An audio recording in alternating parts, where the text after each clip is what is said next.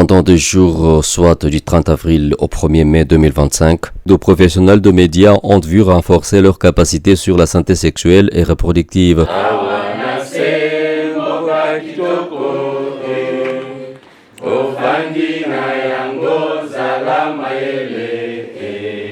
Ce chevalier de la plume et du micro et autres animateurs de chaînes de radio et de télévision de Kalemi, 20 au total, ont bénéficié des notions permettant la couverture responsable des questions de droits sexuels et reproductifs, en particulier sur les questions d'avortement, en tenant compte de l'appropriation par la communauté des enjeux auxquels sont liés à l'avortement sécurisé selon le protocole de Maputo. Cette session de formation a eu lieu à Victoria Palace, hôtel de Kalemi, et est organisée par le réseau des journalistes pour la santé sexuelle et reproductive, en collaboration avec le Programme national de la santé sexuelle et reproductive PENSER Tanganyika sous le financement de l'ONG Mary Stops International.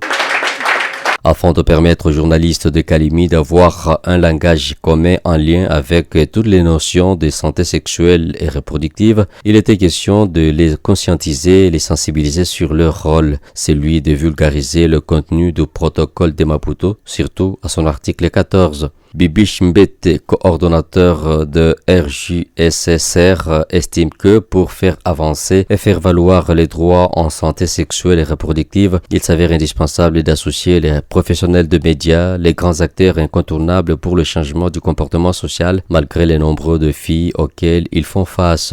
Et nous savons que les professionnels de médias peuvent jouer un rôle important dans la promotion de la santé sexuelle et reproductive en aidant la population à avoir des informations de qualité pour que la population puisse adopter des comportements responsables quant à la santé sexuelle et reproductive. Et ce n'est pas seulement des adultes, il s'agit également des jeunes. Vous savez que les jeunes ont aussi énormément de problèmes liés à leur santé sexuelle et reproductive et généralement des infections sexuellement transmissibles, de grossesses précoces, des grossesses non désirées qui se soldent souvent par des avortements clandestins, des avortements à risque, avec toutes les conséquences qu'on peut imaginer, tout simplement parce que souvent les jeunes ne sont pas encadrés et il n'y a pas de bonne information. Suite aux difficultés des journalistes d'accéder aux informations par manque de moyens, le MCP Dr Richard Di PENSER Tanganyika s'est dit l'homme le plus heureux de l'organisation d'un tel atelier qui a ciblé les hommes de médias de son ressort. Ce dernier entend des professionnels de médias un travail d'ensemble, dans une synergie et dans une parfaite collaboration pour lutter contre le décès maternel, périnatal et invite le gouvernement congolais à un bon accompagnement des journalistes pour relever le défi. C'est un soulagement pour moi. Et c'est comme ça que je remercie aussi la coordination nationale du réseau des journalistes pour la santé sexuelle et reproductive. Le remerciement, pourquoi? Parce que cette coordination nationale vient d'étendre ce réseau au niveau provincial et particulièrement ici au Tanganyika. Ce que j'attends, c'est de travailler ensemble, en synergie, en collaboration, pour une lutte commune. Cette lutte qui est au-delà du programme, cette lutte est au-delà même du ministère de la Santé, la lutte contre le décès maternel et le décès périnatal.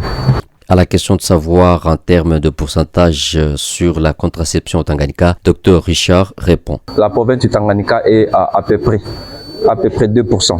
Comprenez que c'est trop minime par rapport aux attentes au niveau national.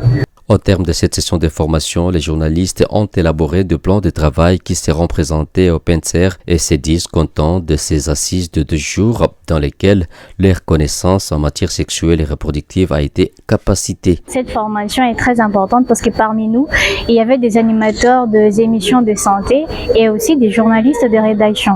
Nous aurons à parler au fait de la santé sexuelle et aussi parce que aussi le réseau de journalistes de la santé sexuelle et reproductive nous a formés. C'est pour qu'à notre tour aussi nous puissions en fait communiquer. Parmi les missions qui sont nôtres, nous avons la mission d'informer et pour informer il faut que nous soyons d'abord nous-mêmes formés.